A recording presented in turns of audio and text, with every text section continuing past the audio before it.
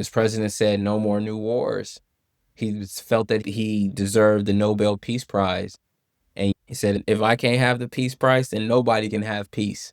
Once again, I said World War III started October 7th, technically October 8th, 2023, when the Israelis really launched their main offensive.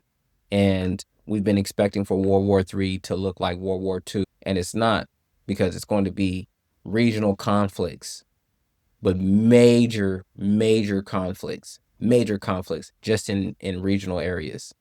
So you see the conflict that is currently going on right now in with Iran is attacking for real attacking. They're not playing. Iran has launched drones and missiles. They've struck US embassies. They've struck US military bases. They struck the Palm, the Burj Al Arab in the UAE. Like, and when you look at in Dubai, that they've struck these targets, and there's a lot of rich and wealthy people, and the hotel that they hit, that's like the 5-star hotel in Dubai where a bunch of wealthy people go. So Iran is letting everybody know that it is not safe. But it reminds me of something that former Foreign Minister Javad Zarif said, is that the United States is a destabilizing presence in the Middle East. And everywhere that there is a U.S. military base or major U.S. presence, Iran is striking them. They've struck Qatar, they've struck Saudi Arabia, they've struck Jordan, they've struck the UAE, they've struck all these different places, and they're hitting real targets.